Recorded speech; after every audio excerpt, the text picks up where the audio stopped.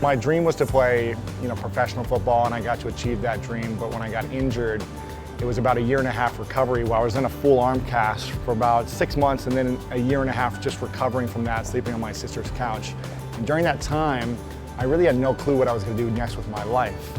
I didn't know what my dreams were anymore because my dreams were over. I didn't have really any skills or value to add to the world, at least I didn't think so. And the thing that got me off the couch was really the support system that I have. I had an incredible family that brought me in and allowed me to be kind of broken and down and out for a while and supported me during that time. But I also had the foresight to reach out to people that were inspiring to me. That support gave me the inspiration and the motivation to start moving forward. So the School of Greatness book covers the 8 principles of greatness on how to take your life to the next level. That could be if you're an athlete in sports, getting to the next level. That could be in relationships. That could be starting a new career, building a business, wanting to support your community, improving your family life. Whatever it is that next level looks like to you, these are the 8 principles on how to make it happen. There's 3 things that hold people back from creating miracles in their life. That's fear of failure is usually the biggest thing. People are afraid to fail, and they don't want to fail. No one wants to feel like they're not enough. The second thing would be the fear of success. What do we do when we do achieve success? The responsibility, the weight, all the things that come with that is scary for a lot of people as well. And then the third thing that I hear a lot of people is really the fear of just looking bad, being away from their inner circle, their friends not accepting them anymore. And so that fear holds people back of failure, success, and looking bad.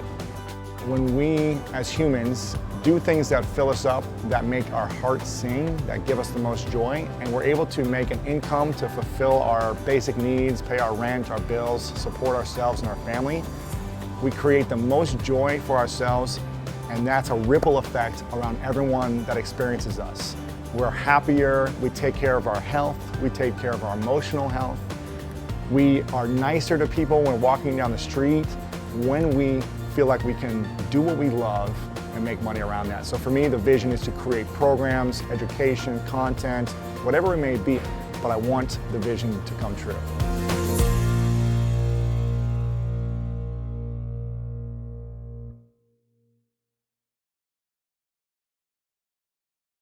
Question for you. Are there secrets that only rich entrepreneurs know? And the answer is, hell yeah. The second question is, do they keep those secrets hidden on purpose? And again, the answer is, hell yeah. I got a entrepreneur acquaintance of mine who makes like $50 million a year. This guy's rich. And I was talking to him, this is crazy. He said, there's like some blogs and stuff where people in his industry post what's working for them and they share it with different entrepreneurs. And he goes on there and he posts, he told me, the exact opposite of what's working for him. So, and I said, why the hell do you do that? He says, because it throws him off track. So he don't want any competitors, so he sure as heck is never sharing anything. But on the flip side, one of my mentors, Alan Nation, he told me, he said, Ty, go ahead and share everything you do, because most people are so cocky, they'll rarely copy you. Like Picasso said, good artists copy, great artists steal. So with that in mind, I share a lot of stuff here, free social media and stuff. But I'm gonna give you a few insider tips that only the richest of the rich entrepreneurs really understand. You might have heard some of them before, but in terms of actually doing them, it's very rare to find anybody except guys that I know that are doing 8 figures or beyond. So number one, at the end of the day, marketing trumps all. Steve Jobs and Apple ended up beating Microsoft in terms of largest market cap company, biggest company in the world now. How'd they do it?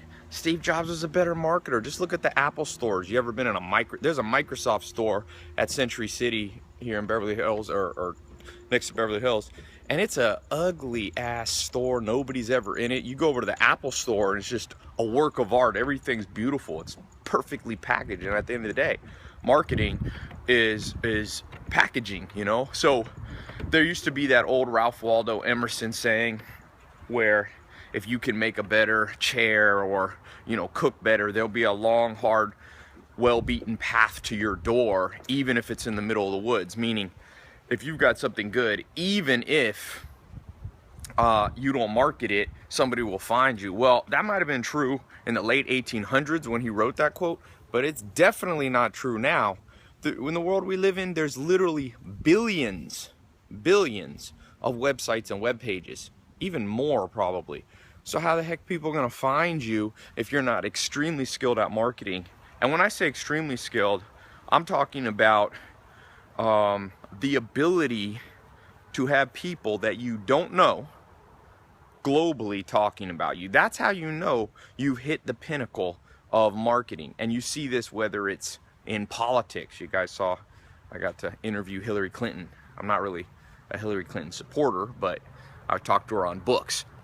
Whether you love her or hate her, her name is on lips around the world. Everybody is the same, is in kind of the same boat here who's on the top.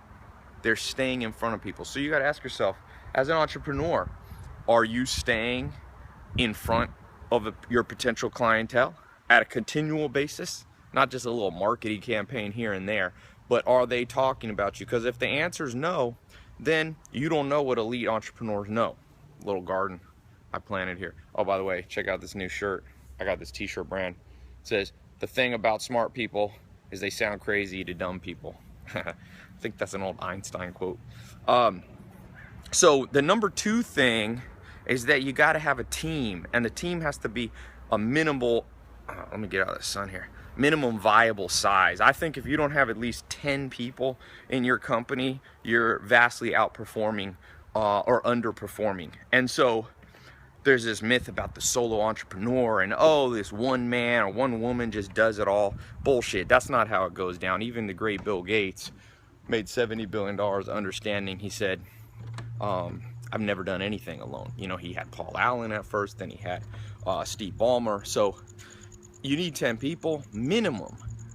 And you don't have to have them all at once. That might sound like a lot, but you got to be building towards that goal, or you won't take advantage of what Henry Ford understood, which is the skill that comes from specialization. That's what Henry Ford from Ford Motors figured out, you know, in the early 1900s. There was a tremendous power in specialization of skill sets. So how are you going to be the product person, the marketing person, the finance person, the technology person, the inventory person? Like, that's not viable. And so most entrepreneurs go into this game and they don't understand what these top entrepreneurs know is put together a team. You got to do it. And if you have no people skills, you better put someone next to you who has the people skill.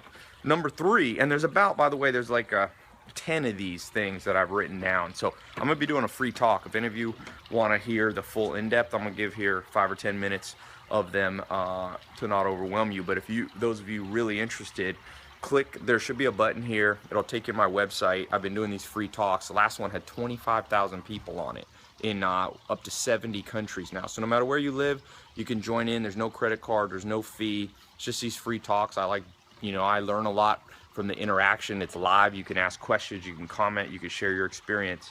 So click the link here. It'll take you to my website. It'll show you the times in your local time zone. Okay, so you'll know when it is.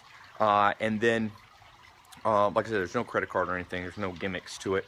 You can come in and we'll be going in depth. But let me give you the third one here. I'll get out of the sun here. By the way, somebody just sent me, there's a Grand Theft Auto character made after me and Rick Ross. They said, it's on my Instagram, it's pretty funny.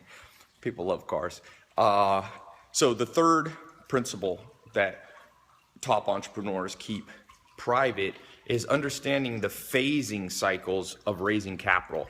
You know, there's shows like Shark Tank and stuff like that. You guys saw, Mark Cuban was here at the house the other day, and I was talking to him. I was talking about this. Most people raise capital at the very beginning of their business. They're like, I got this idea, I gotta raise capital right now. But that's not really how the game goes, because what happens is if you raise too much capital too early, you tend to get lazy. And so what's much better is to create a business that has momentum, that's starting to rock and roll. A lot of people want to know if these are really my cars. They're always like, show us the garage. We live in a cynical world. But Let me cover up my license plates. Get crazy people trying to find out where I live. So this third principle, when it comes to finance, you're gonna need capital, okay? You'll need some level, oh, I guess I showed my license plate. Oh, shit. Oof, just stepped on some gravel. So if you don't understand capital correctly, what ends up happening is you raise capital in a phase when you'll waste it. It's very easy to waste capital. I had Neil Patel in my accelerator program. I interviewed him and he said, man, his first business, he raised $1 million and he spent a year of his life trying to build. And you know what happened? He's like, I should have raised the million after I had the minimum viable product rocking and rolling. And he didn't. He raised the $1 million. He wasted it all. I've seen that. I've raised capital. So I'm more of a mid-phase capital kind of person, like raise capital a bit later in the game. And elite entrepreneurs know that. There's a few exceptions. If you're in a super capital intensive business, you might need to have some level of capital up front on day one, but very rare that you need that. Or if you're a very experienced entrepreneur, then it makes sense to get capital up front because you've already proven it. You're not going to be lazy to capital, because most people, capital ends up slowing them down. So yeah, click the link on my site. I'm gonna be talking about these 10 secrets that only these elite entrepreneurs know, what I've learned from them. And you really want to know these things. At the end of the day, man, don't procrastinate. Life is a game of timing. It's a little bit like chess, but it's like timed chess. And with time chess, it's not just about making the right move, it's about making the right move in the right time frame. And so many people that I know, I'm out here trying to toughen up my feet. I used to live with the Amish, and you learn to toughen up. They don't wear shoes in the summer on the farm, so I've got my feet have gotten all tender, so I don't like to be too weak-willed, so that's why I'm walking around out here with no shoes. But yeah, like I said, don't procrastinate, man. That's the killer of hopes and dreams. It's the killer of any motivation you might have intrinsically kind of waiting there. So gather knowledge. If this helps you, I hope it will. Listen to this again, but click the link. I'm gonna be going in depth on these live talks. They're pretty cool. They've grown. The first one I did had like 1,000 people. Now we're getting like 25,000 people on them. So it's kind of cool to watch, and a lot of people being helped. And more importantly, a lot of people seeing the potential that's out there, because so many people, the reason they're not motivated, I read an interesting article on slavery. It's actually a book on slavery and what happens around the world whenever there's been slaves. It's not only because people go, why don't the slaves revolt? I was reading a book about the Incas in South America who were enslaved by the conquistadors. And, the question is, there's so many of them and so few of these Spanish conquistadors. And the reason that they do is because the reason that they acquiesce and they stay slaves is that the motivation gets sucked out of them, because they don't see that maybe there's hope at the other end. There's gold at the other end of the rainbow. And so by coming on these talks, I think you'll also see that, man, it's a good world to live in right now. Like, there's 23-year-olds becoming billionaires. I just read about this woman who's 31, or I think 31, youngest female billionaire. Like, all these things you've heard about how bad the world is, that was from a long time ago. The world's not perfect. There's still a lot of pain and suffering, unfortunately. But I read an Arabian proverb this morning. It says, where there's health, there's hope. And when you have hope, you have everything, And so if you're healthy, or even not perfectly healthy, but if you have some measure of hope, let it come out, but take action. So click the link, and I'll see you on this live talk. And one other thing, leave a comment. What's something you've learned, maybe as an entrepreneur or watching other entrepreneurs, that few people know? I shared 3 things with you. I'm gonna share 10 more, but I'd love to hear some from you. I learn a lot from these. So click the link, and talk to you soon.